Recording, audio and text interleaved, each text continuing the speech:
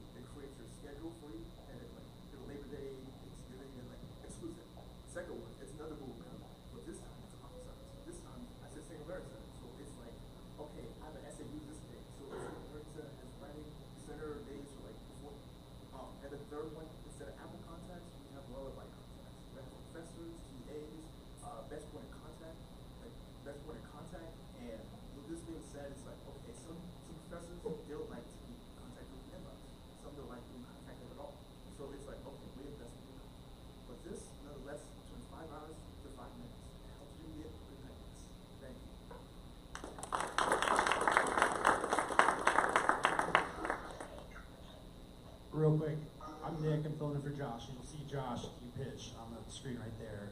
One thing we always do in this class, just to keep things brief, is the single clap. So at the end of the presentation, instead of just doing a round of applause, we'll all just do one clap in unison. So it's like 1, 2, 3. We'll just do one clap. All right, thank you.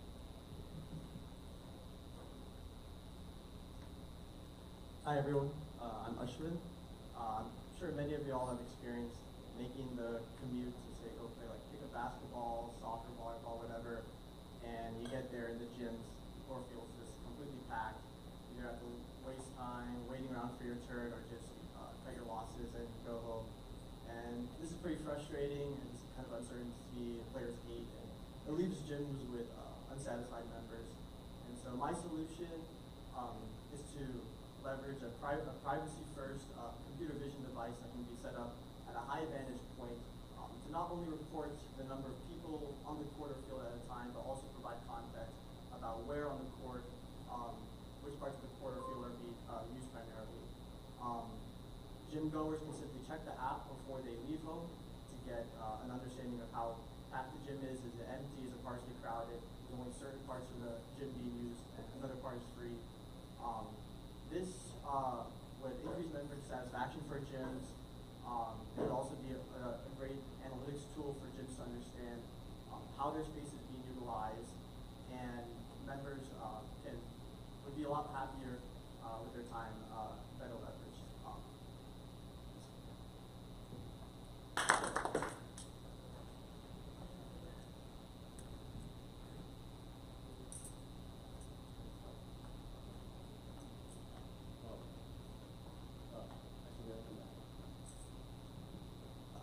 You can stand there. Just real quick, we'll give some feedback for everyone. I think that was a really good start. I think in general, just you pitch up the energy level a little bit, and feel a little excited. But you told a good story and you introduced the solution, so it's really good start. I was going to say, speak up a little more, and when you're in front of the audience, you're speaking a lot faster than you can imagine. Slow down. You feel like you're speaking slower to keep Hi everyone, my name is Mihir, and today I'm going to be pitching an AI-powered music production software, which I know sounds kind of buzzwordy, so I want to give you some context. Raise your hand if you've used Cursor before or heard about Cursor. Okay, nice. Like, seems like a lot of you, and if you haven't, right, it's basically just VS Code wrapped with AI, and then you get like a $10 billion valuation, right?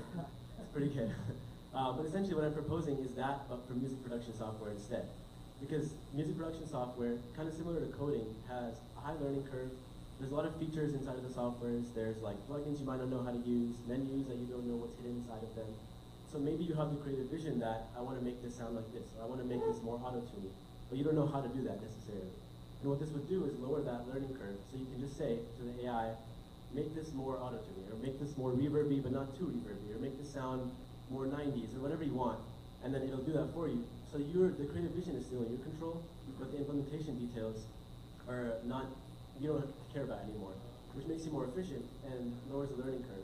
But even if you are pro, and you know how to do this really well, it's still helpful because it makes you a lot more efficient. Like, let's say I know React really well. Even if I am really good at it, it's still faster for me to tell Cursor what I want it to do and it'll do it for me.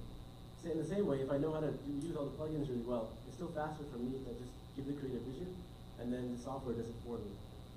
And that's really powerful. And since it's clearly worked in the coding space, I just don't see a reason why it wouldn't work in the music space either. Because there's a huge market for it. If Cursor reached a $10 billion valuation, so can this. That's why I think this is a valuable product. Nicely done.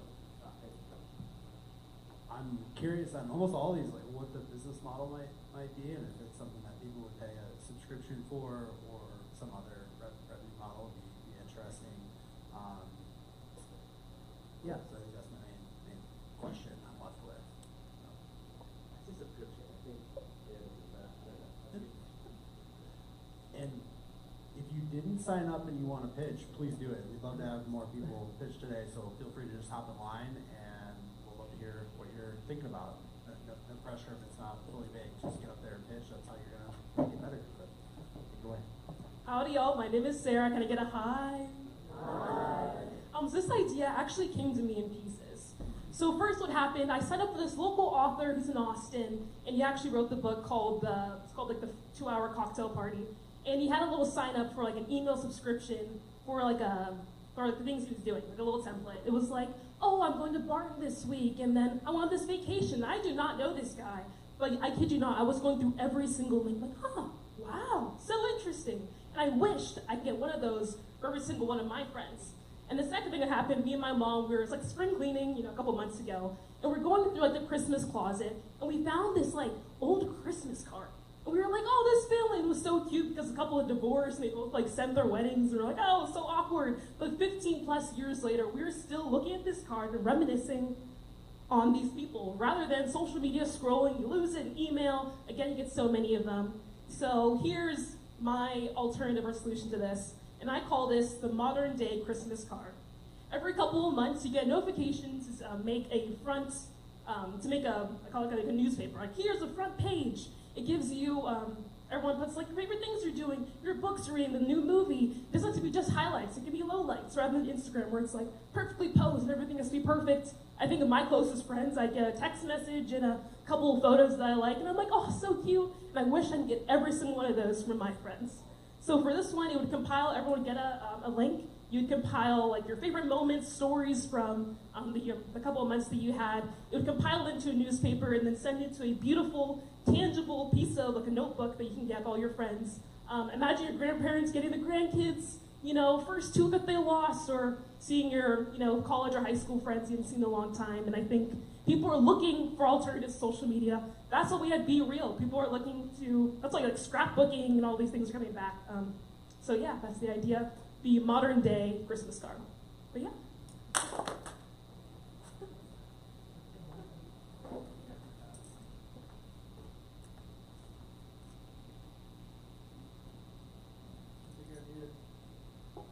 Unmute. All right, can you hear me now?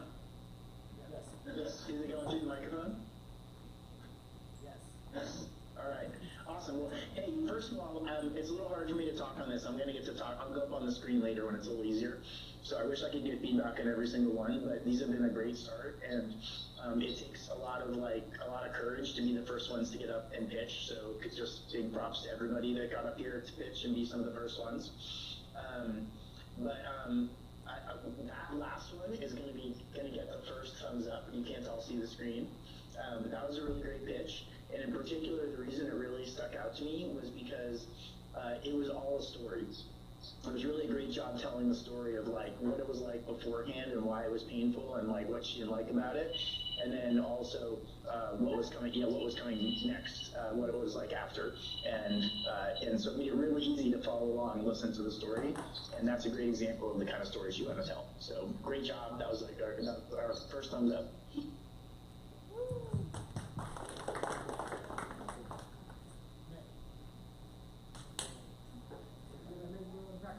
All right, everybody, 1, 2, 3. Get that. Sweet. Hi everyone, my name is Josh, and I'm pitching my idea, Ringlet. I've spent the last 9 months working at a sales-oriented role at a startup here in Austin. So just to walk you through what a day-to-day of mine would look like, I would spend probably 80% of my day actually speaking to customers on book consultations or outbound calls. But a healthy portion of my day was spent sanitizing CRM data, just because the dialer platform that I would use wasn't integrated well with our CRM. What that means for most of you that may not know what that is, CRM is where I would log all the calls I had every day over every customer and just input fields that were important for me to know in the future in case I wanted to reach back out to them. The problem is I was spending my time flip-flopping from platform to platform because there aren't too many streamlined ways for dialers today to directly impact fields in the CRM. The way that most people get around this are with sequences or workflows, but the issue with that is they need constant iteration. Whenever you're changing certain parts of your workflow, your work stream, you constantly need to go back and monitor all of these granular activities that you made maybe 3 months ago, and it's a waste of time. So my idea is Ringlet. This would be a SaaS dialer platform for sales organizations to use that directly integrates with your CRM. You update fields in the dialer, and it directly updates in the CRM without the need for sequences and workflows which need constant maintenance and upkeep. The main goal of this for most dialers is just to get people on the phone more. I think personally, if I could have had some platform like this, I could have gone 3 to 4 more sales a day, which absolutely adds to my company's bottom line, and which is the main goal of every sales organization. So that's Ringlet. Good pitch. One thing I've learned from Josh is to always have a killer closing. That's how it goes for a lot of them. And just think of something that you can end on that sums it all up and make kind of like a memorable closing to the pitch, and then that will, very likely the last thing you say is one of the few things that people remember about it. But it's a really good start. All right, hey, what's up, y'all? My name is Jesvin. Just through a raising of hands, who here has ever worked out? Okay. Now, who here has heard of MyFitnessPal? Okay, who here actually uses it consistently? Okay. Well, it's also pretty expensive if you actually look at the pricing. It's about $20 a month, and for something that's pretty, mid, why would we continue to pay for that if we can get something better? So imagine an app that offers less in terms of price per month, offers more features, so it's an all-in-one fitness app, right? So something that can be involved in this is calorie tracking, meal logging. Also with that, in addition to that, it knows everything about you. So imagine an AI trainer, right? So obviously personal trainers are very expensive, but imagine an AI trainer that knows everything about you. Therefore, you can just go in, log in whenever you need to, and even if you're not consistent, it knows your data, so whenever you come back, say you come back 2 weeks later or 3 weeks later, who knows, it already has your data stored. So we offer features like physique rating, where you can send a photo of your physique, get a rating back. Although it's mainly for some gym bros, anyone can do it, and it would help out, right? In addition to that, we also have a feature that is called daily tracking, and then also we have a feature where you can go on a cutting phase and a bulking phase. So we try to cater to different types of people, but all in all, imagine an app that is the only app you need to use for fitness. Because even though there's multiple apps, if you can only use one, who wouldn't? And if it costs less than MyFitnessPal, why wouldn't you? And it's also catered towards Gen Z. That is called Ascend Fitness, and that's what I'm working on right now.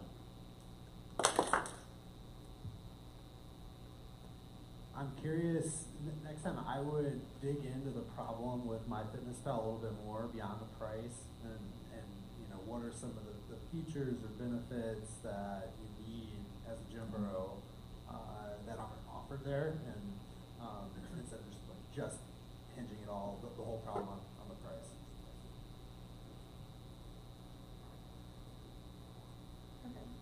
Hello everyone. I'm Jasmine, and I'm here to pitch my idea called Miru. Hello. Just to give a little bit of background, my dream ever since I was young was to create my own home. And it started with little like Lego mansions and Barbie dolls, but I realized there was a lot of barriers to get there. And so this past summer, I was really lucky, and I was able to dabble in some real estate. And I realized a lot of important details. Number one, never mind the house itself, the location is just as important. And two, I couldn't just pick up an axe and cut the house down like I do in Minecraft. I need actual materials and specialties that take a long time to learn. And so that's how Miru came up. It's a all-in-one platform. We're gonna start with our first implementation, which honestly tackles something that I find takes the most time, but is the easiest to implement, and that's the design process. And so given that the client uploads like a rough sketch of their floor plan and a couple photos, maybe a 3D, maybe a walkthrough of their home, we can create a SketchUp, a 3D mock-up of their home that they can use in future steps. There's a couple more implementations along the way, like a location quality list, curated list for the client, or a contractor connection page. And so honestly, right now we're still in the beginning, and so we want to tackle residential properties. But in the future, we just want to become a platform that supports the client get their dream home faster. Thank you.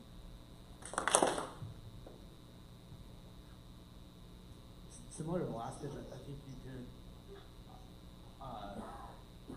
draw out the problem around the design process specifically, like tell a story of like what it's like to design a home now in a little bit more detail, and then go into what, you know, how your app allows you to upload a couple pictures and does it all for you. She said really strong with the story concept, really vivid, and then similar with Nick saying you can bring it home and in a story way it's kind of the ending of the story. And if anyone else wants to pitch, feel free to get up. I think a couple of y'all did, and we've got at least one more, but if anyone wants to go, please. Now is your chance.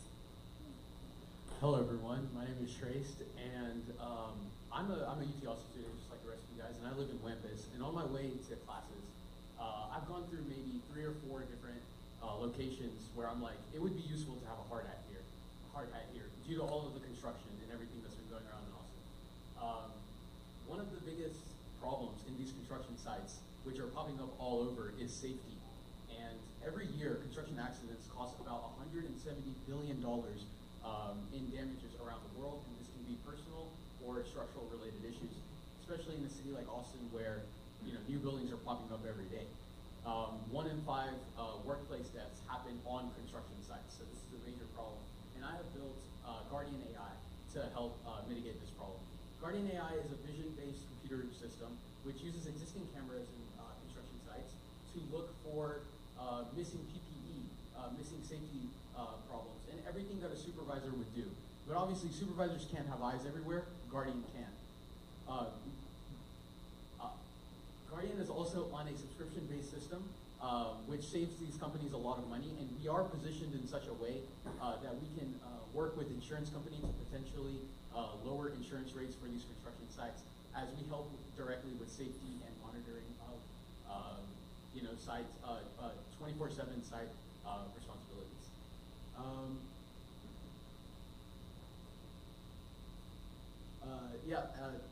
That's about it for me. We're not just preventing accidents here at Guardian AI. We are saving lives, we are saving money, and most of all, we are ensuring the future for great construction projects in the future. I'm curious if there's a particular type of accident or a few particular type of accidents that represents that $170 billion loss. And, I mean, something tells me it's not like, oh, this person needs to wear a hard hat or what is it specifically that you think you can identify to put a significant dent into those losses? So yeah, I think kind of almost the same thing, drilling down into the problem a little bit more, where it's like you can see very specifically what the problem is, and yeah, how your vision system could identify it.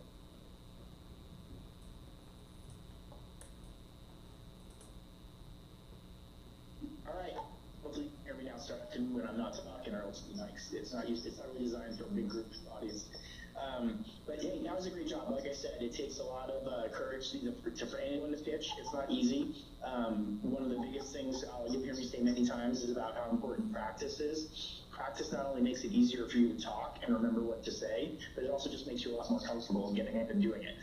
And so the more you do this, the better you're going to get at it. The more that you get up in front of people and talk, the easier it's going to be. And so part of the value of this class is just getting a lot of practice, getting a lot of experience doing that. And so would really encourage you to do that as much as you can to try to look for chances to go pitch. There's all different kinds of ways to pitch. It's a style thing. Some people have different styles and different ways can be effective. But since we're kind of like learning from the beginning and we're at the starting point, it's a good idea to like follow the basics before you go crazy trying to do something too creative and different. And so for me, the basics, as you heard me mention before, the number one place to start for me is really about telling a story instead of pitching.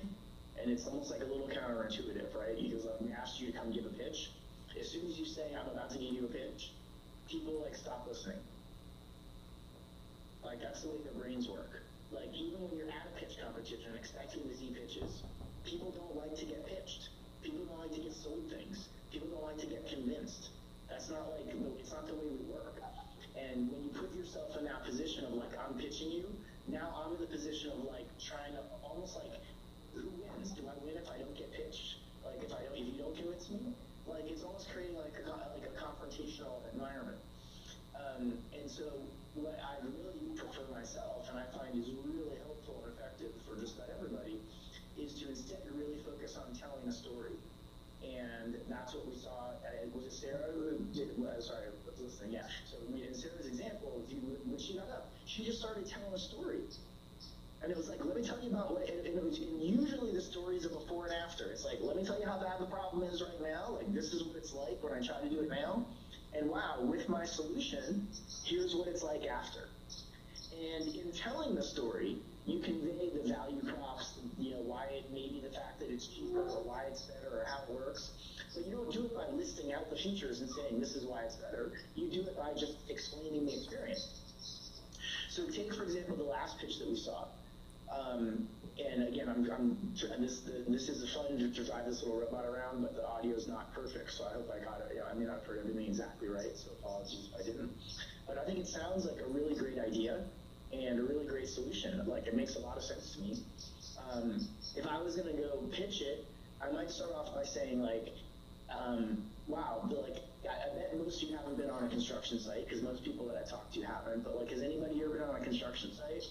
What would you expect to see? Right? You'd expect to see people walking around with like helmets on, like wearing certain things. Some people have to wear like vests on, with like shiny stuff or whatever. And other people are like, they've got, maybe masks on or things like that. And you ever notice there's all kinds of extra people around too? Like there's other people whose whole job is just to make sure that other people are following the right job rules. And like everyone's staying safe and things like that because it's, safety is super important. When you don't follow the rules, well, one, it actually costs you extra money. You get fined. Things don't work right. It takes extra time. And also, like, obviously, like, people get hurt. People die. And so it's really, really important that they follow these rules and do it right. And so one of the things I've noticed anytime I go, you always notice, like, these big signs about, like, safety first or how many days since they've had an accident. Like, they're all trying to really focus on ways that they can really focus on safety and get people thinking about it every day. But the fact is, people are human. People make mistakes. People forget things. People make bad decisions. And managers can't watch every single person all the time. But all these sites, all these construction sites already have cameras all over them for security, for other monitoring purposes, for things like that. And what we do is we tie into those cameras and automatically look for all the things that we know everybody's supposed to be doing. And if we see somebody that's not wearing a helmet or in a dangerous place they're not supposed to be or not wearing the proper protective materials, it sends an email sorry, I'm jumping out of the story. So now, the next time the manager's out there, I'm flipping into the story, there's a manager sitting there, and he gets a notification on his phone, and it's got a picture of one of his workers who's in a dangerous place and not wearing his helmet. And it tells him right where that person is, so he can go over and remind him to go put the helmet on before somebody notices or before that person gets hurt. And after implementing this solution, most job sites see that their fines go down by 20%, or that their safety, record improves by blank, blank, blank, blank, or some other number like that. So if I was going to pitch it, it'd be something like that, where I talked about what it's like being out there and what, explain like the story, a little bit of the story of what it's like to be out there and what the problems are, and then what it's like after.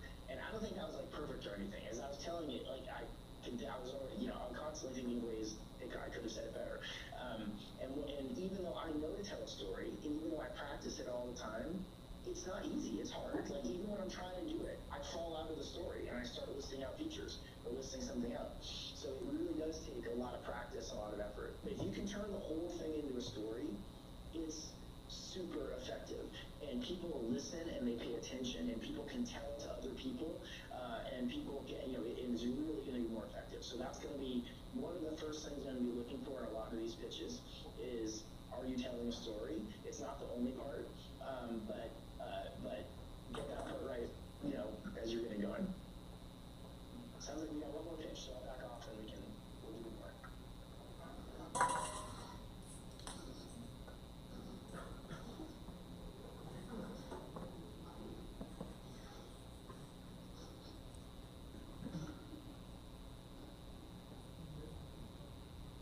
Hi, my name is Polina Lee, and aside from a pretty notorious incident later last year, I think healthcare insurance is a little dear to my heart. That is because my grandmother is an immigrant, so is my mother, so healthcare insurance has usually been a pretty touchy topic in the family, and I believe most of the people in the room are also either first or second generation immigrants. The reason it's so touchy is because it's a very complex subject. So I found myself attending entire healthcare insurance fairs with my mom, trying to explain to her the meaning of certain terms I barely understood, and terms that an agent who is being paid to market a company to us was trying to explain, likely not for our own benefit. And I also saw the entire community at these fairs. People that really shouldn't have been taking time out of their work days to try and make it to these stuffed buildings, tight parking. And what I'd like to propose to you today is an LLM specifically trained on healthcare regulations, insurance coverage eligibility thresholds, and employer guidelines. So instead of people having to simply rely on the insurance that their employer proposes to them, they can review the best option for themselves using a refined and pre-trained AI model. So instead of having to physically go to a certain meeting or perhaps not learn about their options at all, people will be more aware of what they have in the market, rather than companies being able to dominate a local region simply because they could pay more for a stall. So I hope you decide to invest in clarity and in progress. Thank you. Good job. You did a really good job telling the story at the beginning about how you went to the fair and with your family. It's really good. And you can flesh that out in the story of I call it the story of the future, when they have your product and you kind of switched into that. Tell us about the features versus like telling, instead of going to the fair, now I sit down with my mom and we have a chat and kind of just make that bring that to life a little bit more, and you'll have a really good pitch. Thank you. Up. All right, we ready to switch into our guest entrepreneur? Josh, got comments? You got the mic, Josh. Decided to have TJ here. I can't see this. I'm sorry. Let me a little bit. You want to go to the next one? I think we're going to flip through some of these. All right. So just a quick reminder of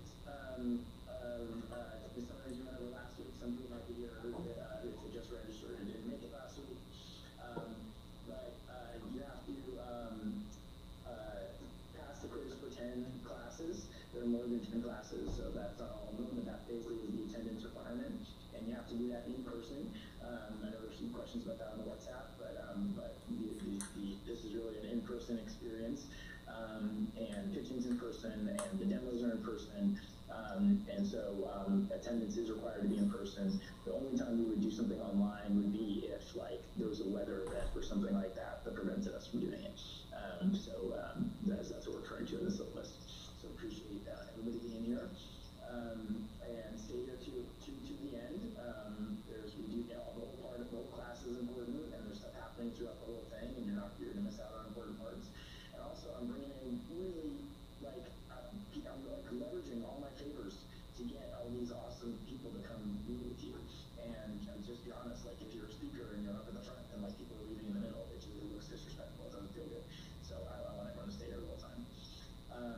You have to create a lean canvas. A lean canvas is a one-page business plan. It's at leancanvas.com. It's not going to take you very long, but it's a way to get you start thinking about all the different parts of the business plan. You can do it for a business idea that you have, or you can do it for another business out there, and you can just make the business plan from that. Just write down, like, if I was Slack, how would I fill this in? What would it be? You need to get a thumbs up. So there was one thumbs up today. It's not going to be easy to get thumbs up. Thumbs up are for doing something awesome, and it's generally for giving a great pitch or for giving a great demo. And you should have lots of chances to do those. Once you get a thumbs up, you're not off the hook. I still hope I see Sarah pitching and giving demos and showing off stuff the rest of the semester. And also, if you get, if say for some reason you're worried about missing a class or two, having an extra thumbs up makes up for missing a class. So we're going to jump next into we're a little out of order. We're going to jump into the TJ next. But any other questions before we do that?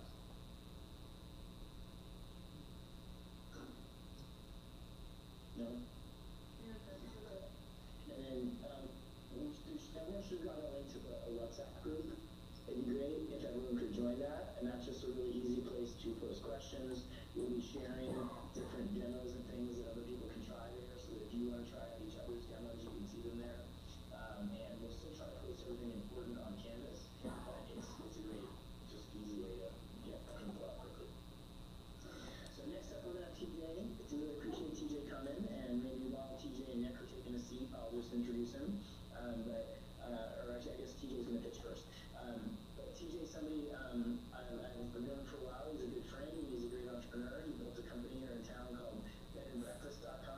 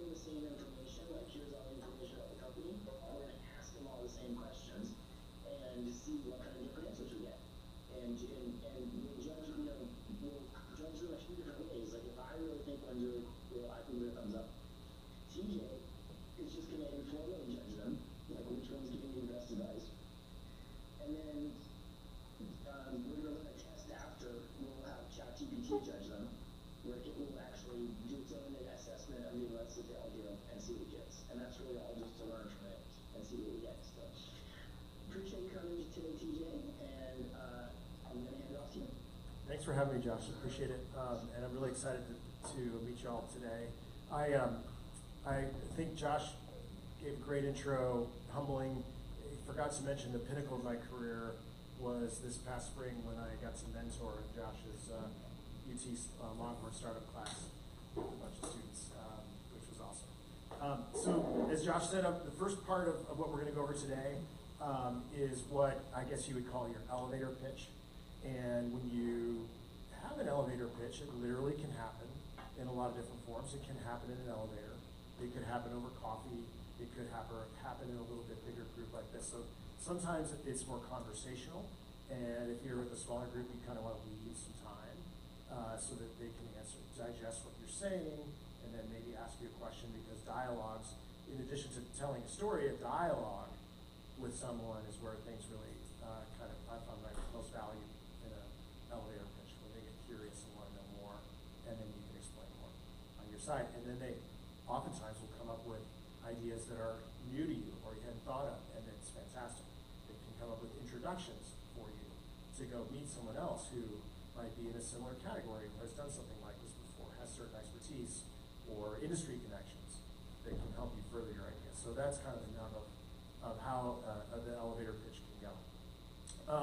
My short version of an elevator pitch for what I'm working on now is for a company called Library, and I was a lawyer by training, and I've been in a couple of businesses for the better part of 30 years, and it was something that came to me as a result of experience that I had in business. Now, y'all are getting started out, and you maybe haven't had your first experience in a large company, but you will come to the company, and you'll have all these great ideas, and you'll be working in various areas like technology and marketing and doing all these things, and then all of a sudden, what you're going to find happens is the reality of someone is going to present you with a contract. You're like, wait a minute. And what ends up happening in these businesses that contracts are where businesses end up documenting some of the most important aspects of the business. How much money you're going to spend, how long of an obligation you're going to have in a contract. Before any of you get paid for the very first time, HR is going to give you something called a non-disclosure agreement, most likely, that you have to sign that says you'll protect the company's secrets and not share them outside the business. They're going to give you forms like an I-9 form and other tax forms before you can even get started in the business. And what I found would happen is that we would, as a company would grow, try as you might, you can't keep track of all of these different contracts and where they are very well. What ends up happening is sales teams start to execute their own contracts, HR is executing contracts within the business, legal is doing contracts, and the average contract system in a business really isn't a system at all. Deloitte Consulting did a study that in larger businesses, contracts end up in 27 different systems within a business. So it makes it extremely hard to know where all of your contracts are and what's in them. And fortunately, AI has provided a real watershed moment for us in terms of building a solution to help businesses keep track of their obligations and where their contracts live. It's an incredible tool at dissecting really dense documents. It can find them, and it can tell you what's in them. So what we've done at Library is build an AI-based solution that is meant to be really easy for businesses to use. You start out, very simply, you can start out on your own by connecting the business apps that you use, like Gmail, Google Drive, and DocuSign are the first ones that we've implemented. And then it will go do the rest of the work for you. It'll go through all the files that are in those systems for you. It'll tell you whether it's a contract or not. If it is a contract, then it extracts the metadata and a copy of that contract into the system. Now it can be searched. It can surface your obligations. It can surface reminders of when you have deadlines, when you owe money, when you're entitled to saving money in a contract because you've hit certain volume commitments or time.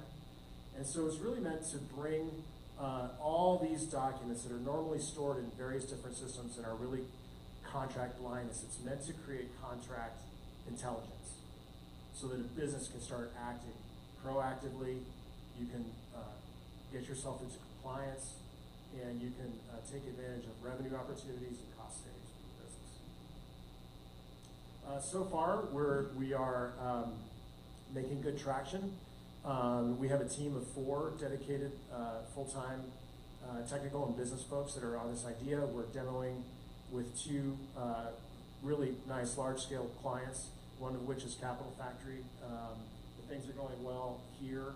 Capital Factory has thousands of agreements.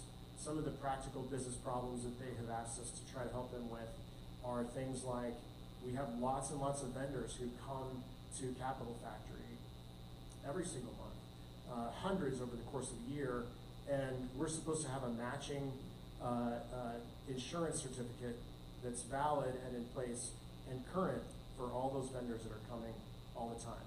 We can input a list of the vendors that they need to have contracts for, and the system will tell Capital Factory whether they have a current valid insurance certificate for all of those vendors. For businesses, they can say, I have a list of employees. I want to know if I have a valid non-disclosure agreement for all of my employees that's been signed by both sides and properly executed. It'll tell you that instantly versus having to go through those files for hours and hours. So, so far things look good, and we're hoping to really serve the mass market of this industry, which would be the millions of mid-sized businesses in the US, and do it on a subscription basis where they can come, sign up on their own, and pay between $50 and $100 per month per user within their organization to access contract intelligence.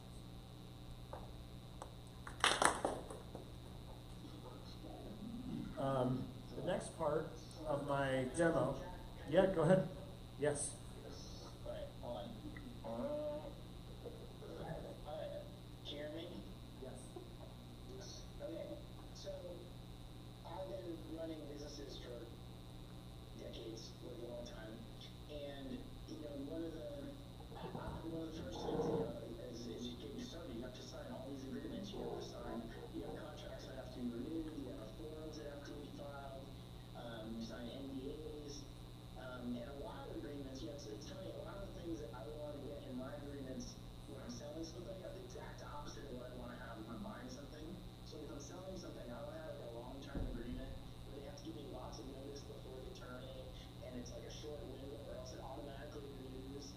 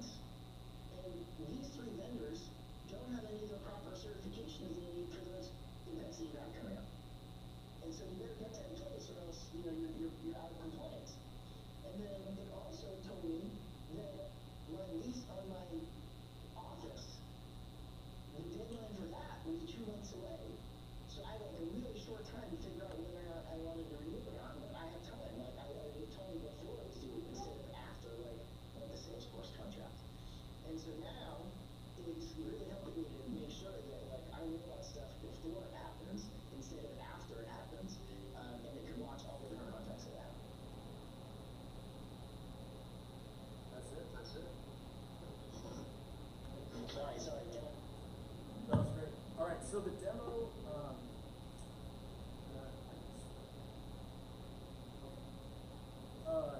the demo that I'm going to do for you today is a little bit of a hybrid. So after you have an elevator pitch, what will very likely happen is you might have a follow-up meeting with someone who's considering you for funding. It might be a VC, an angel investor, that kind of thing. So what the demo is that I put together for you today is a slide deck that I tried to follow what a sort of traditional pitch deck would look like when you would go to a meeting like that, right? So you've done your elevator pitch, now you're having a follow-up because they're interested in learning more. And there are certain topics that you want to make sure you cover off on and a little bit more formal presentation. And then what I'm also going to do in here is I have some of the screenshots of what our solution looks like so that you can see how the technology itself works. Okay, so it's kind of common. All right. Okay, great. So what is library? Library provides contract intelligence. We have an AI that identifies where your contracts live. It organizes them into a centralized library, and then it analyzes the contents of those so that you can get reminders and seek information about a contract at any time. And with this business, we're really targeting the millions of mid-sized businesses that are out there in the U.S. that don't have a solution to help them this way. Our team, which we already introduced, I have a co-founder who's been a long-time CTO with me. We started our last business together, and we have 2 other engineers. Combined, we have worked together for over 13 years in our last business, which is called Turkey Vacation Rentals, which we sold to our larger competitor and then took public. How does it work? It's really, really simple. It's designed so that all you have to do are follow 3 easy steps to get access to this contract intelligence. You simply connect your existing business applications, so Gmail, Google Drive, and DocuSign will then go through and discover where your contracts lie within those systems, and then we'll present it back to you in a way where you can start acting on them. The problem in the business and in the area of contracts is that there are contracts literally everywhere, scattered all over your business in different business systems, but the insight is really nowhere. So we have everyday business challenges. A couple of things that actually happened to me when I was in business is one that was similar to what Josh described. A salesperson left for a competitor. I asked, can we see their signed non-disclosure agreement because I want to send it over to their new employer, and we didn't have it. They had never signed it. Another one, Salesforce renewal, had an auto renewal provision in it. We had spent the better part of a year moving off of Salesforce, only to have this renewal come around. No one contacted Salesforce to let them know that we were terminating, and we had a $700,000 renewal that resulted from that. So that's $700,000 contract we didn't need. And there's really not been great solutions in this segment. The market solutions were built kind of in 2010 era, way before AI. So they don't have the benefit of this big watershed moment of advanced technology coming into the market. So what we're really intending for our solution is a faster, smarter, easier way for you to manage your contracts.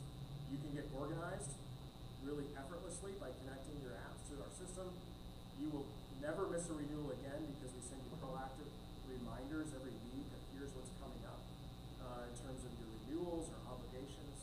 And then if you have a question on anything that's in the library, you can search it instantly because the metadata has been extracted, is now available through AI search. Here's a little more detail on how the product is actually put together.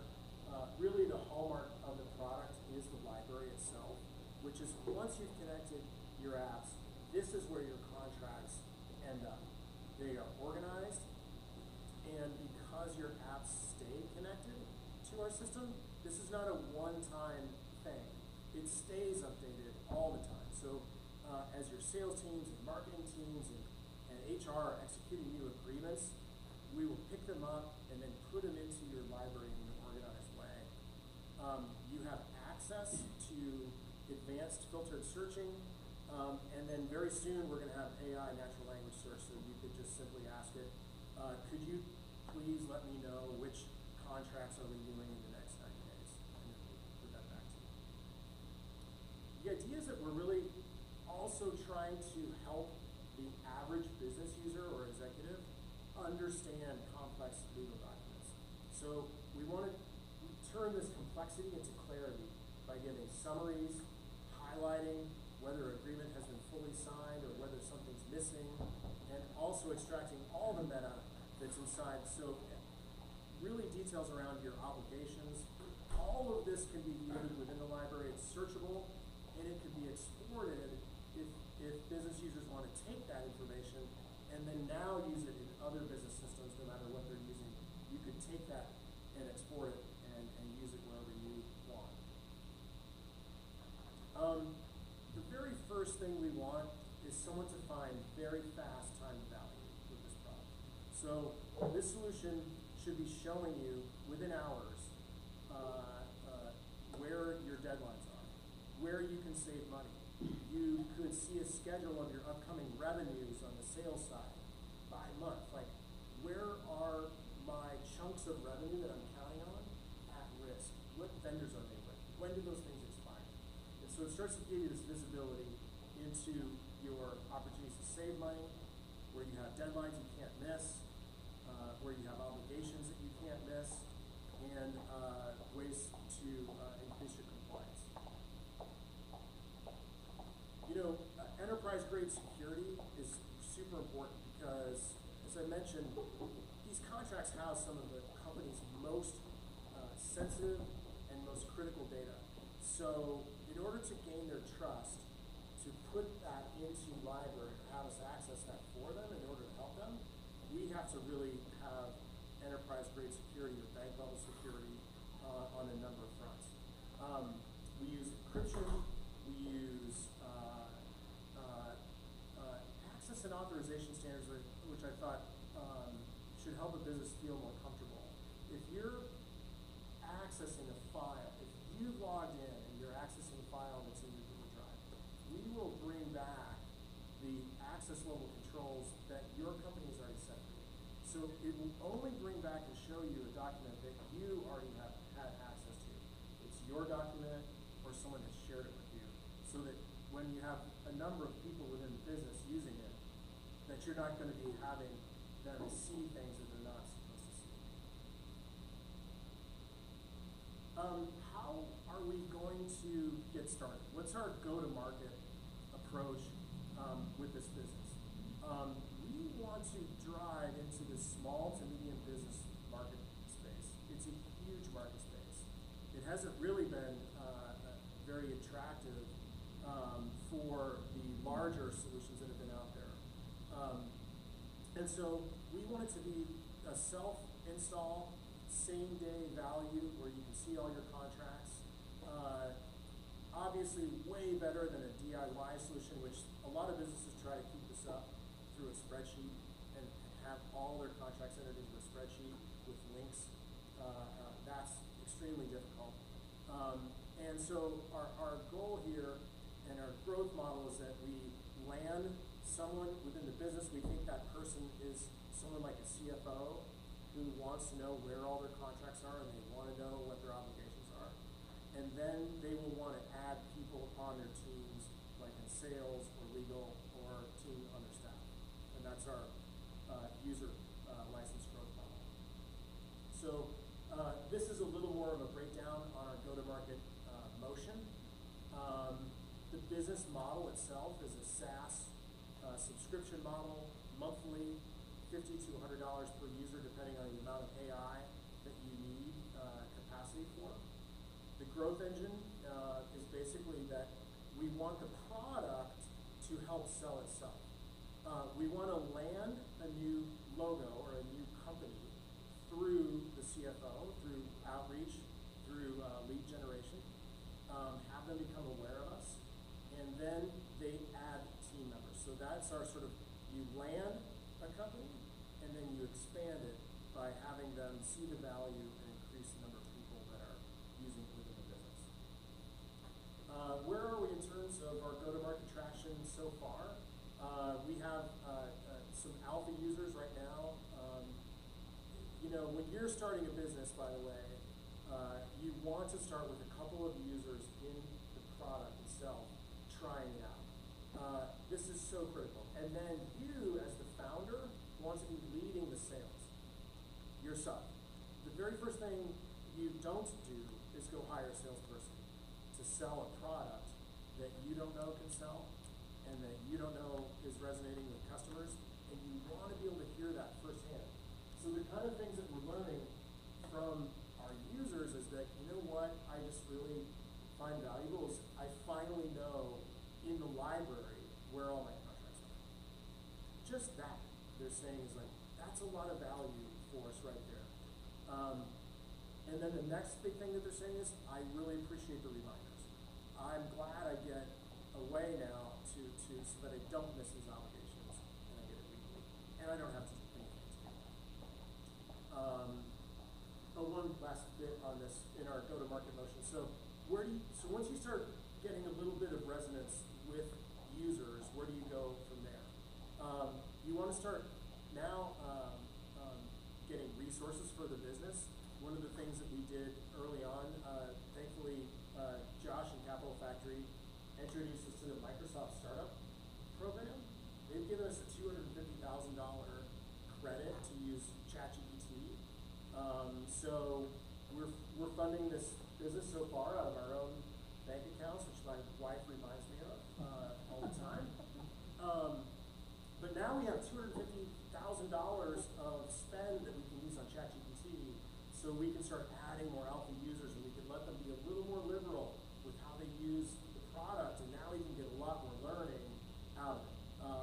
Our next step will be going out to raise an angel fund and working through relationships to do that. Folks that you work with along the way will end up becoming successful, and they'll have businesses, and then these are the types of people that you'll stay connected with and might fund either your current business or a future business, and that's just how it works. They know you're a winner, and they're going to be excited to back your next project or endeavor. All right, why now? Like, why would we do this business now? We really feel like the time is now to strike. There's this huge loss of business opportunity in the market space because they're blind to their contracts. And AI is now this watershed moment where they can now have this ability.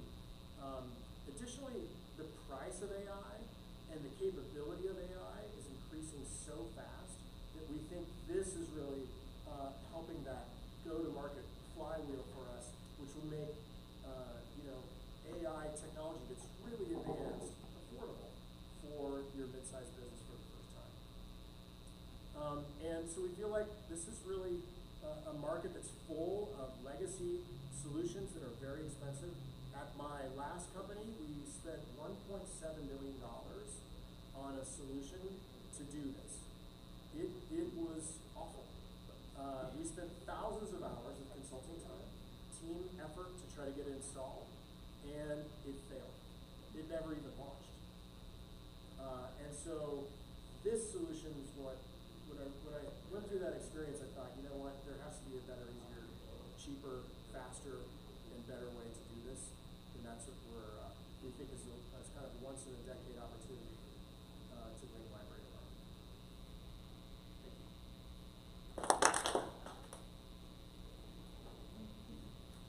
I first want to ask if you have volunteers that want to test out the strategy. So they have access to the deck and our FAQ. Oh, got it. So I'll just give your emails first, and then you can email me, and then you'll get them to come up to you. All right. And then, TJ, you can have a seat here. I'll just facilitate some Q&A to the group who has a question for TJ. All right, right here. Hi, I'm Martin Rincon. So that seems crazy and expensive. I mean, I've had companies before, we're spending $50K on lawyers in the first year. it seems like there's a big gap between what you can charge, what they're going to be saving, and how much they're going to be, what they pay for in lawyer's fee to start with. So if you take it in the context of lawyer fees, like put it in that bucket, then this is extremely inexpensive. So I was wondering if like maybe a lot more. This is a good one. This is a good one, and I would appreciate y'all's feedback. This would be a good one to put through the GPT probably, is where should we be pricing it? So first of all, intentionally it was, I want it to be affordable. I want it to be shockingly affordable to drive our product-led growth strategy. We think that a lot of people within a business use contracts. Surveys say about 30% of a business touches contracts regularly in their day-to-day. So my goal would be the land is inexpensive, get someone to try it, and then the expand is they realize that they want more of their team members to use it. Now, is $50 right? Is $100 right? I'm not sure, to be honest. And I think that's something in our next alpha phase when we get in there. We'll do a lot more surveying of how much are you willing. You can just ask your customers how much would you be willing to pay for it, and try to get feedback on that point.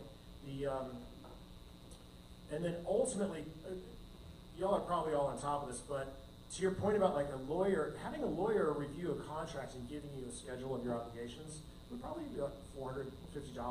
A friend of mine, he said that's exactly what he pays for each of his contracts, to have a lawyer give him the outputs. And with agentic AI, true agentic AI, which I think is where this is headed, then you really would be in a position where you're like, the AI is doing something for me without human intervention that I would otherwise have to do myself and hire somebody to do. Then you could start to think about a little more of a task-based add-on, like if you want me to follow up with employees on missing signatures on their NDAs, then I'll do that for 99 cents a shot or something like that. And you start to try to grab more of that value that you're providing through the agentic AI versus a human having to do it. I also think about Netflix model over time and what price increases we might be able to sustain. When I signed up for Netflix, I think it was $7 a month. And now it's what, 32 or something like that. So over time, I think there will be some ability to raise prices. But we want to get started. We want to get our foot in the door and get going. Hi, my name is Sean. I was just curious. I understand the small business market, but I was curious, like, have y'all considered doing this on like an individual level, like a user level, like if every day-to-day like type of person can use it?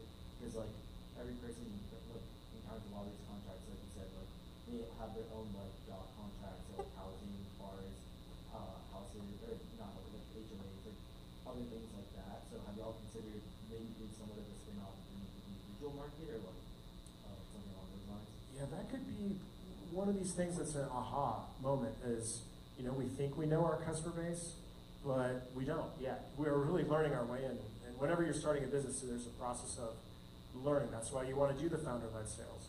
That's why you do want to try to figure out who's your bullseye target customer within this market space. There's nothing preventing an individual user from using it that way. So they could start doing that. And if we start seeing that activity, then I don't know, what do you think we should charge? What would you think about charging if it's just a family, you know? Yeah, I mean, like, I feel like something more reasonable around, like, I don't know, like maybe like 60 a month or something. Or like, it could be more, but depending on, because it's not obviously being used at such a volume of a business, right? So, it could definitely be on hold as well. Yeah, and then, you know, y'all are thinking about AI businesses. One of the key things to keep in mind is your AI expense. I don't know if you've seen in the news lately, as companies like Cursor were reporting, they're incurring they're incurring like 5 times more expense in the AI than they're collecting in revenues, creating big holes. But if you can, and things are getting cheaper in the AI area. That's going to be like a favorable trend over time, that cost curve. But if you can price your SaaS solution in a way where it's kind of based on consumption and how much they're using, then I think you can charge maybe even less. And that's something you can kind of learn your way into when you see how people are using it and these tiers. And it seems like there is SaaS models have kind of traditionally been a user-based price. I'm going to make it up at like $50 a month, and then maybe you pay more for features. But what looks like is emerging in AI is usage-based. So you know you can get a robust set of features, and you pay more if you're consuming more, like electricity.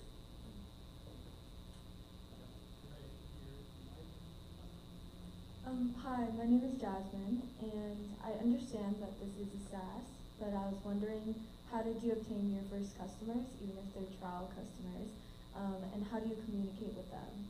And also, what would you recommend to someone who doesn't have as strong as an ethos?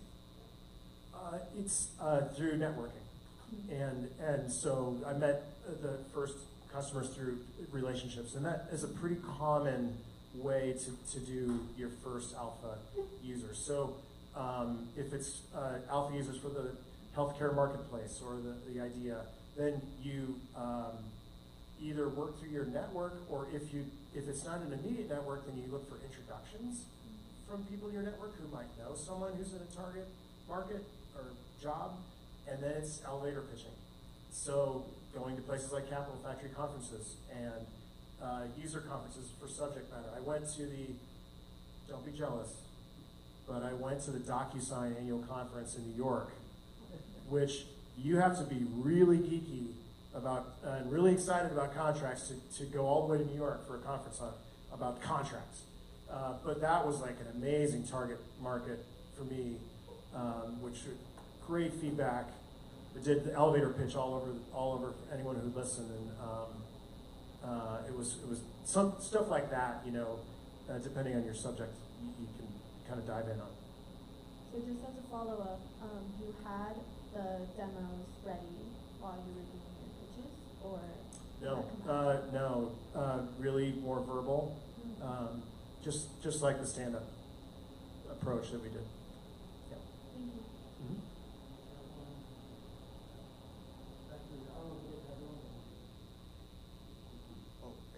My name's Perry, and I guess what curious me was when you said that you crash and burn, and then you're able to like pivot to library. Explain more on the crash and burn part. Well, I think you said something like failed somewhere, and then like you switched to like library or something. I might have missed. Oh, you mean the personal experiences that I had where contracts went wrong and all the mistakes that would happen? Yeah, I guess I was wondering if you could elaborate on like what made you pivot from the failure to success as a leader. Well, it was, and that'll be part of in the arc of your pitch, you know, when you're explaining the business is the pain and what you either like a personal pain you've experienced, or you become aware of it as a pain in the industry, or you talk to someone who's in insurance and they told you about the pain that they're going through, or real estate, and then you said, oh, the solution is how we get you out of the pain. How do we address that pain? And that you know, there's really, they say like two ways to come up with a really good idea for a business. One is something you've had personal experience with, or where you've talked to people who tell you how much pain they're going through in their experience in a given area. And then it's up to you then to the two ways to success is I've been able to find a solution and I can make it technically work. That's number one. I've been able to make it work, which is kind of where we are with library. And now the part that I'm at, the second part is, does anyone care? Right? And do they care enough to pay for it? And those are kind of the common prongs that you'll step through. Yeah.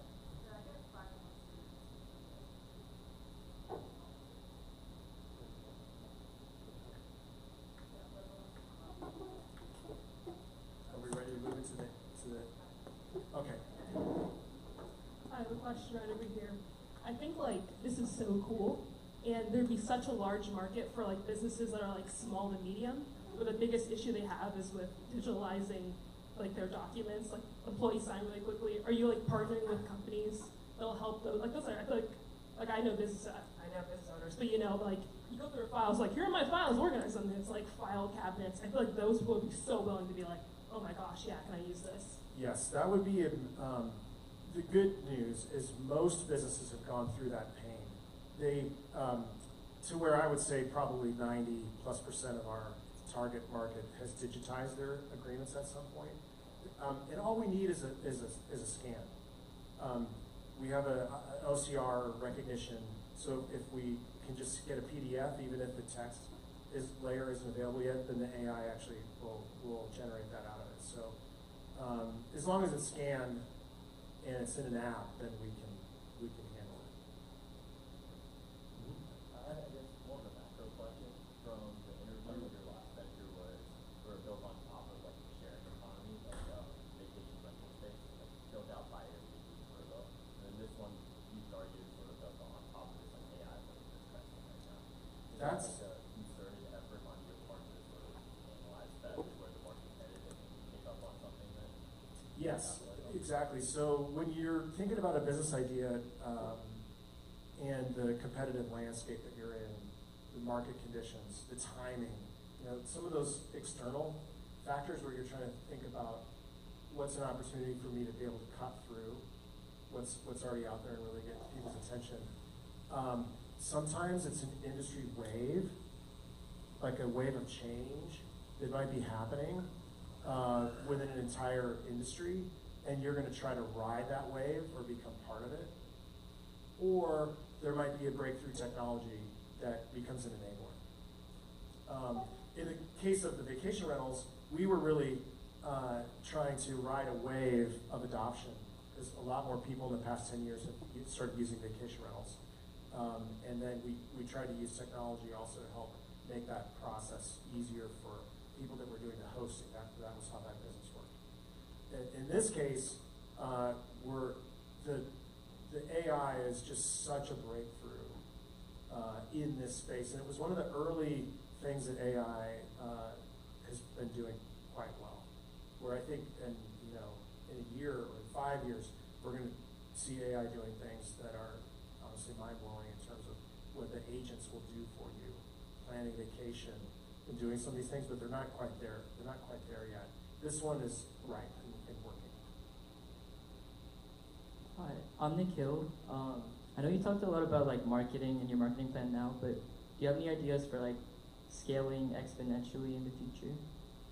Which is the dream. If you can have your business, well, for one thing, user growth for us will be the big lever. And there's a lot of talk in the industry about network effects.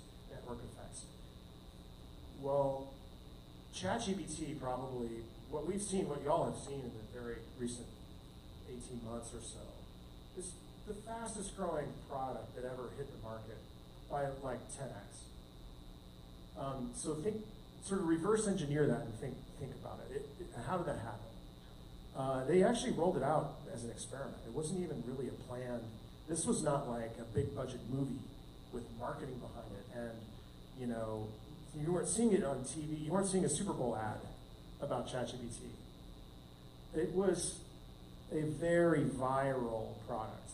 Once I tried it, I told somebody about it. Once they tried it, they told their friends about it. And that is a phenomenon. If you can actually catch that lightning in a bottle, it's unbelievable. A lot more companies talk about network effects, and they think that they have network effects than they really do. But if you can catch that with the product is easy to use, easy to adopt, and it's really gives people a magical experience. That's when, and they have a way to share it. That's when that ultimate networking effect explosion can happen. And then when it is happening, then you don't want to lose them. That's the other half of the equation, which is you don't want attrition of people dying off, or else you become a MySpace or one of these sort of, they just like explode out of the gate, and then 18 months later, they're gone. Sure. Yeah. My name's Vincent, and I had a quick question about what's y'all's defense against the large incumbents in the industry. I already know like Microsoft Copilot, they're already integrating with SharePoint where you can upload any document. We get rapid intelligence. Same with Google and their Gemini platform. They're connecting Gmail, Google Drive.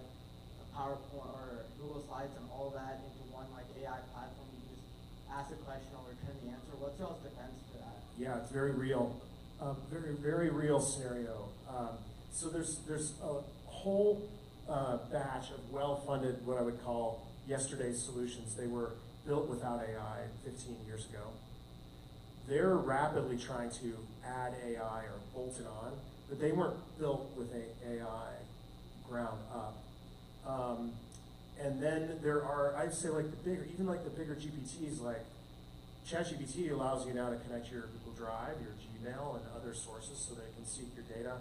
There's a solution called Glean that's becoming an enterprise AI search, looking for information across all the different business systems that businesses use, like Slack, and what business information is buried in all these systems. We're betting on ease of use and specificity for this particular problem. So we've done a lot of development and plan to do a lot more product to make it very easy. Things like reminders, and we're going to have natural search, language search to help you surface some of this stuff. Our top mission is finding all your contracts and making sure that they're in one place, and that the system knows that they're all your contracts in one place, and then you can talk to that database. We think that'll create some moat, that specificity around it, and hopefully, if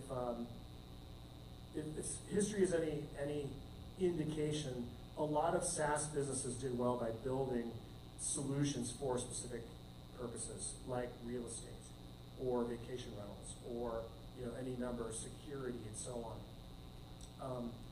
Some would argue that the age of that is over. I don't think so. I'm betting that it's not. Others would say you'll see 1,000 solutions that are built on top of AI, and they're not just AI wrappers anymore. That there is real benefit to having specific solutions that help someone in specific business problems. Last one.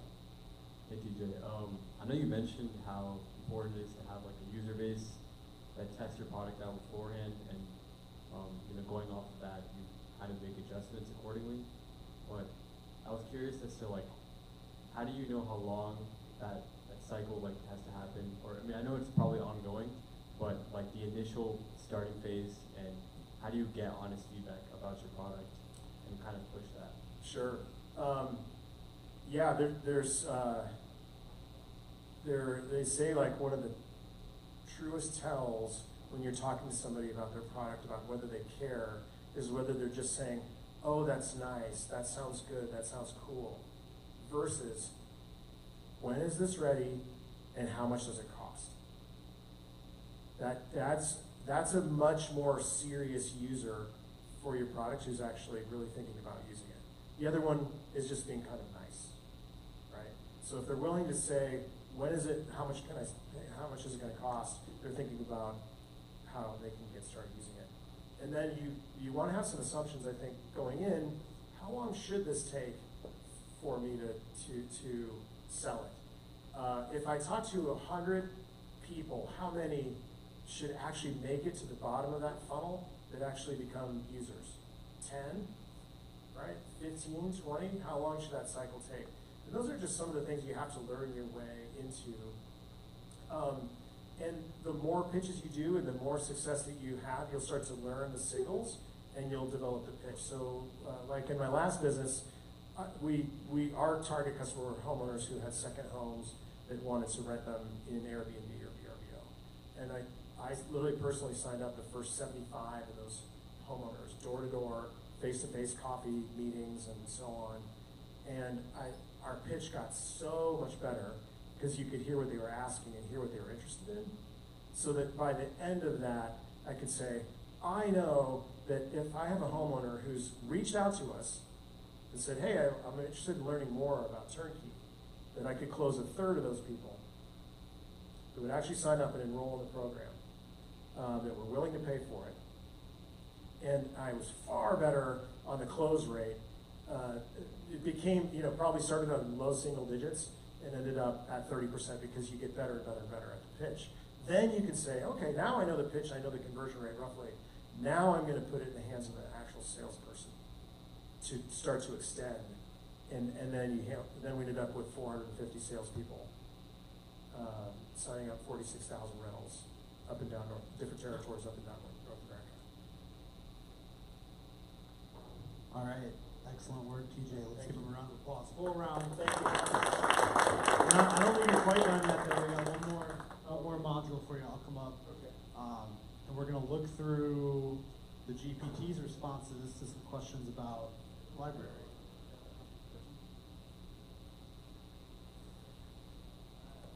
Okay.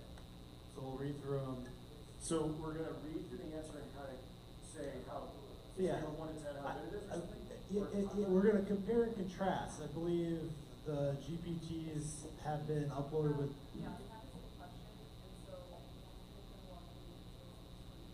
Got it. And they have the pitch deck, so it should have the context. Okay.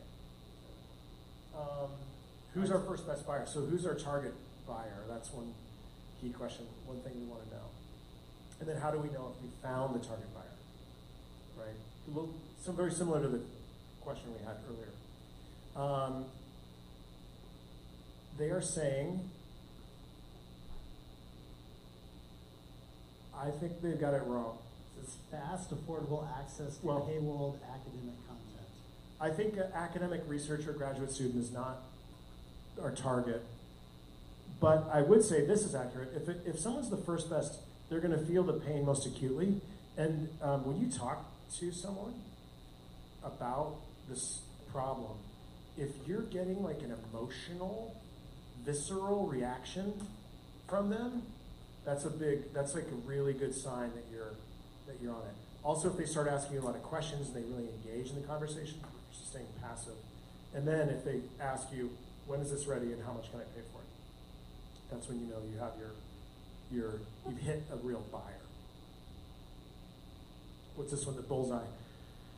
Conversion rate retention, I do agree with that. Like that's really, if you think about sales as a big funnel, you're gonna have lots of think of like what's that Plinko game, where the marbles come in the top and then they start coming down and few end up in the right spot at the bottom. That's exactly how sales works. So marketing, you start to generate some leads at the top of that funnel, and then they start working their way down. You're gonna lose some, and then they're gonna become sort of qualified and interested, and then they're gonna get a contract, and then they're gonna actually get to the bottom of that funnel.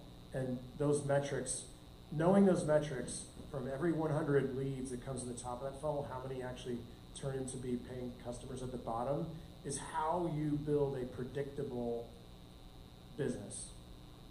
Because the ones at the bottom where you actually get your revenue don't just appear out of nowhere.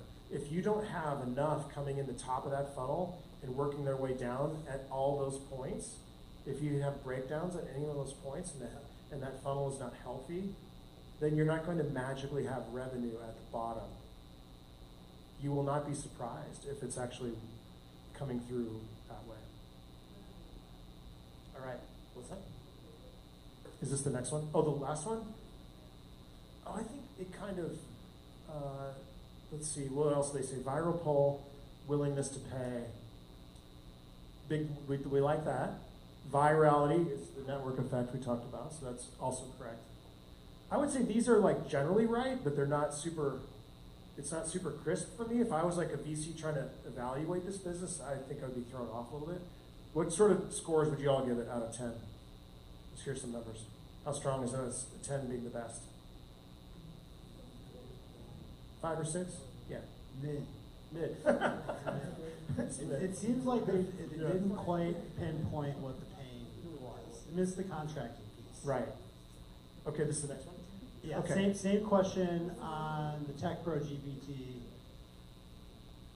Yeah, so I feel like this is a lot tighter answer right now. This is actually, you could give, they're already in Google Workspace, right?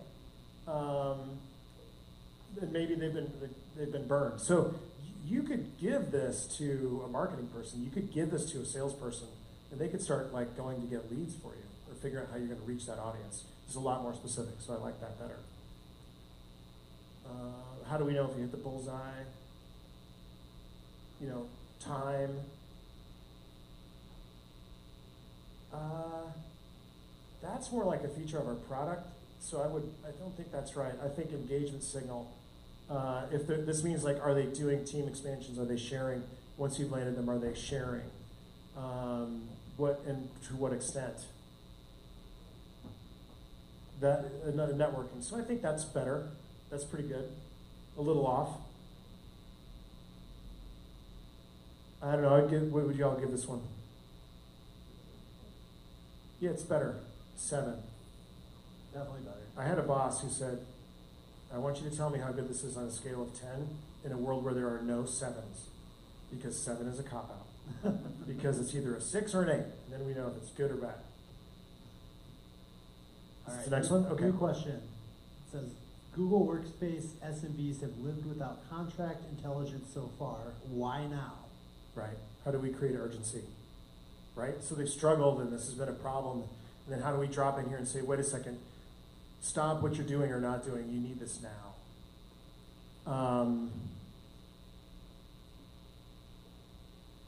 They're basically highlighting the problem, this manual chaos.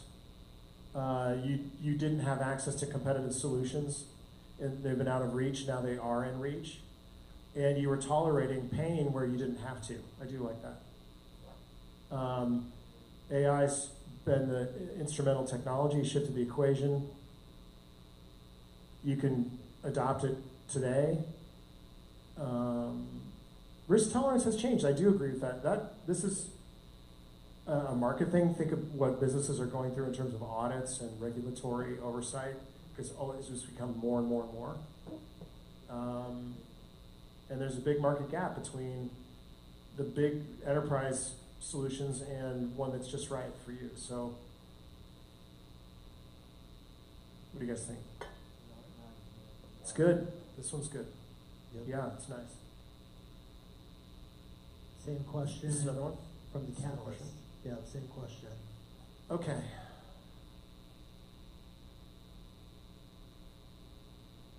Okay, it's highlighting the kind of up here, it's saying that they were managing it manually. Tools weren't built for them, and AI wasn't ready till now. I agree with that generally. What's changed? This is a good one. This is a good point, actually. The explosion of systems where these contracts end up. That's a big part of the problem. It's a driver. Renewals. Oh, and not being, just silent revenue leaks, like not staying on top of your renewals and missing deadlines and so on. Maturity. And shift to the buyer mindset. I agree with these, but I'm not sure it's as specific in answering the question for me of like the why now as the last one was. It doesn't seem as well articulated. Yeah. It's almost like it's saying the same thing, but it's not quite as clear. The last one was crisp on that point. All right. New question. By the way, can I have these so I can use I think we can probably share it with you. them? All right. How do you defend against lack of portability and buyer lock-in concerns? Okay. Okay, so by way of background, why don't we go through it first? So what this means is that in our solution, when we go and search your drive, we don't touch and we don't move any files. They stay where they are, right? But if they're in 27 different systems, they stay in 27 different systems, and we don't move them because businesses wouldn't want us going in there and moving things around on them. And then we ingest the meta of it, and it's vectorized in our system. So it's in an AI vectorization logic. So there is really nothing to export. If you want the insights from those contracts, you can use our service to see those things through the vectorization, which also provides high security. If someone hacks into that and they get a vectorized database, it's not meaningful for them. The downside of what a company might say is, the knock would be, wait a second, you're creating lock-in on me because I can't port my new contract library with me if I go somewhere.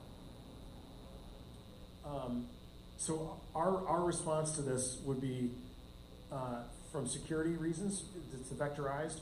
We don't want to touch your agreements in the system, move them around, so nothing is disturbed.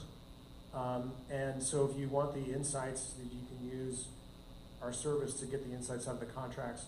If you decide not to use it, there was no setup on your part, and you can go do whatever solution. Everything is still where it was, and you can go use whatever solution you want to use. So they're saying data portability. Your contracts are always yours.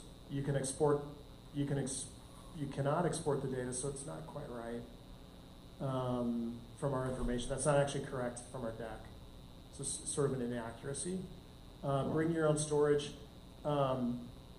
This is something that is more of a security feature that we're going to be offering, which is if you don't like having any data on our system, we can have you store it on your own S3, and we'll connect and use your data there.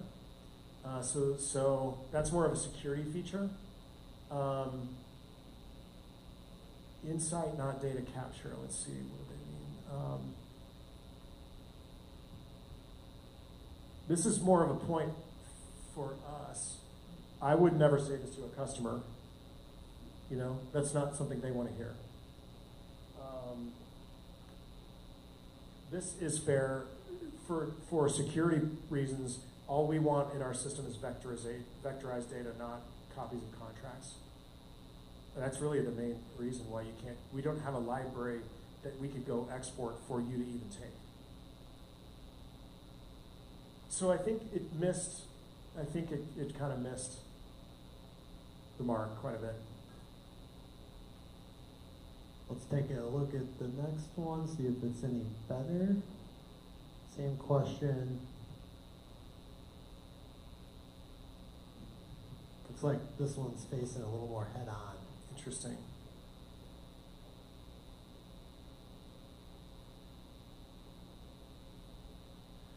If we centralize in library, how hard is it to leave? In the next 48 hours, can a customer export 100% of their data in a structured format without you? No. No, but like I said, everything is still untouched. If you're not using the service, you just lose the visibility, but nothing has been altered on their side.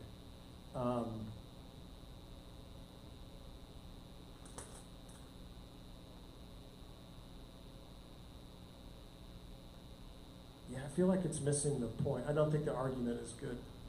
Is there? I don't know. What do y'all think? Am I missing the point?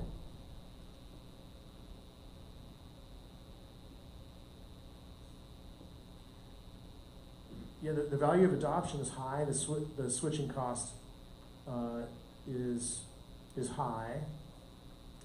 But you can always, you know, the adoption was very, very low and very easy. We did it for you. And so you could, if you don't find value from it, you could turn it off and go somewhere else. And everything you had would still be intact. Where do these I think questions, it's missing. who I think asked it's the questions, by the way? I You came up asked with the questions, questions. yeah. Okay, got it. Because this is stuff I'm struggling with right now. All right, tough question. Sounds like, do we have one more response, or is that the last one? I can't see it. Oh, it's a different, all right. One more question quickly, we'll scan through. What's the real time to value and what breaks when it doesn't? I think what it means in a nutshell is, can you really see value very quickly? And if you don't see value, what has gone wrong? Like, why wouldn't you see the value? What, maybe is it a system issue or some other scope issue? Let's see what it says. So 1 day time to value, totally agree with. The CFO and COO should see value within 24 hours. That's the aha that we're trying to go for. Yes, I agree with that. What breaks when it doesn't work? Slow or incomplete ingestion, which really shouldn't be, slow should not be an issue. That would be our issue that we would run down and fix. Incomplete ingestion could be more like, it's actually something that I'm worried about, which is if you're only seeing your view of your contracts, which you're authorized to see, is the library then only part of the picture? Are you missing things that are not? There's ways around that, which would be to give it like in Google they have a thing called a super administrator, which is like a God, all viewing, all knowing level admin account. And when I bring it up with businesses, I say, if you really want to make sure you've found everything, hook it up to this God level account, and maybe only the CFO should be the one who gets access to but you will get everything that's out there. Everything that's in Google will be in there. Yeah, low accuracy I agree that these would all be problems. These are hallucinations. Maybe they don't have an ease of finding it. I think that these are all things we have to be able, those are valid that we would have to be able to address and deal with. But I feel like it's just taking the VC question and making it harder. It's not really giving me the answers. Does that make sense? No, yeah, it feels like none of these really delivered an aha moment for you. The 8-9 one. Which one was that? It was a couple, it was like the second one we looked at. I think Tech Pro. That was probably the best one. Yeah. If the idea is it giving us a real answer to the question? If the perspective is different though, if you're saying, I'm a VC and I'm trying to understand the validity of this business, then this would be giving us, this was really great if I was saying like, here's the actual answer to the question. If I was giving it as an entrepreneur at a pitch meeting or something like that, or trying to just solve the problem. But the last one that we looked at looked more to me like, here's a VC question and here's how I could make the VC question like a lot more detailed. And if I was an analyst on the VC side, what I would want to run down some of the things I would want to make sure I understand. Right. There's value in trying that. to It depends on what prove how yourself right versus trying yeah. to What are we debunk. trying to do here? Are we trying to answer the questions or evaluate? The answers. Yeah, Okay. real- Then this was the best one for I think real answers. This is good. And Yeah. I feel like if it's tied to a deeper level of knowledge, there might be a little more that came Yeah. out of it. What's Josh? Is Josh saying something? Yes. What were you saying, Josh? This one. Hey. Right here. Thumbs up. Nice. How did you do it? I made it like 6 buckets because I made it general. So I was like marketability, scaling, monetization, like 3 other things after that. In the prompts? Yeah. And then what sort of detail did you add to the buckets? I told it to focus on those compared to like competitors, and then see what like specific questions we have. Good word. And then was it ChatGPT? Yeah. Okay. Good job. Awesome. All right. Great demos. Great work. Prompts make a bit, I mean, y'all were into this stuff, but the prompts make a surprising difference in the quality of the answers you get out of it. You can even ask the chat how to improve your prompt, and it'll give you some suggestions. I found that helpful. If you kind of like get your general thought of what you're looking for, and then say, how can I improve this? And it'll give you a suggested prompt to put back into the chat. Awesome. All right. All right. I think we're handing it over to Josh now. Thank you for having me. All right. One last round of applause for TJ.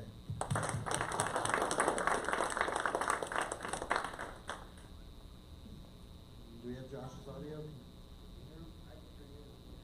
I don't think it's loud enough. Turn it up or down.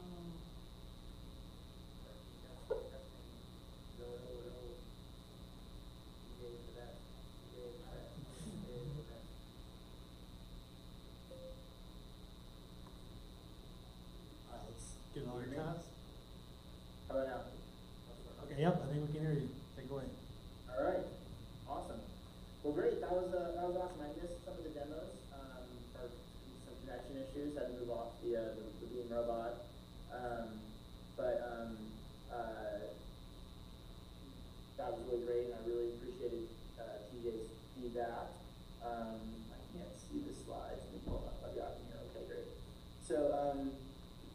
want to talk about what the instructions are for next week.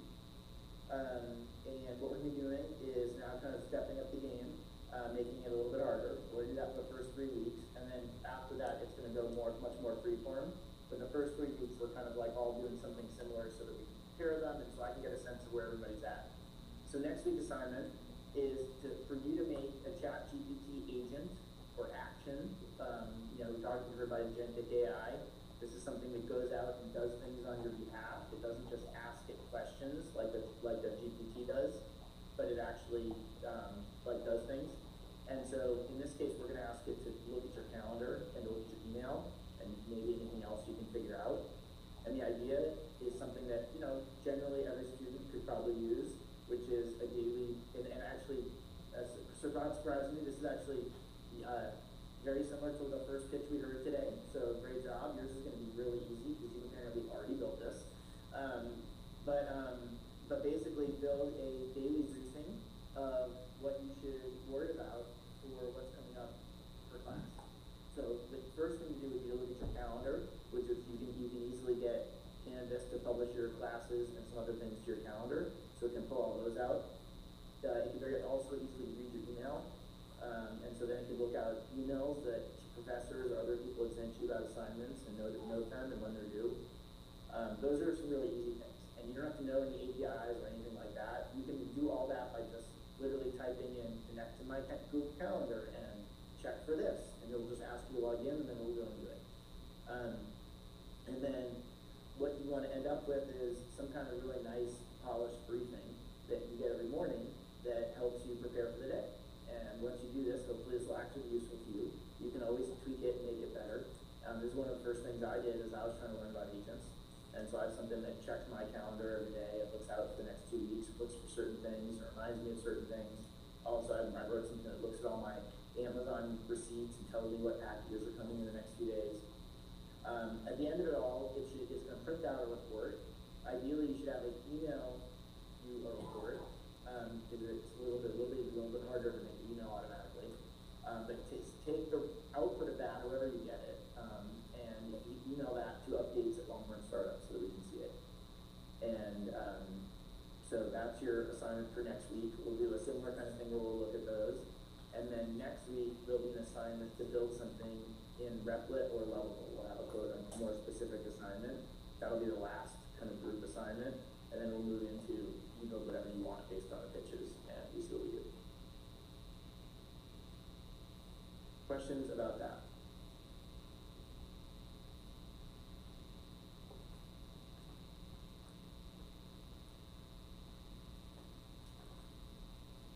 All right, no questions. For pitches, I need to do a better job preparing for my pitch for you, and especially once we're going to be building them. So I feel a little pitched out from doing a couple of demos that I did already. So I'm going to leave you with the couple that I gave you as examples for this week, and I'll have a better one for next week. And so then we're going to do, next week we'll start off with pitches again. Also, when I'm there, I always have a $100 bill, and so someone will get $100 for the best pitch. Obviously that's one way to get your thumbs ups. We'll also do demos of the class assignments. We'll have an opportunity for people to show off what they built, and that's another opportunity to get a thumbs up. And then we'll have a great guest speaker who is yet to be announced, and then we'll also have the new assignment that we worked on. So that's it for this week. So I can read this out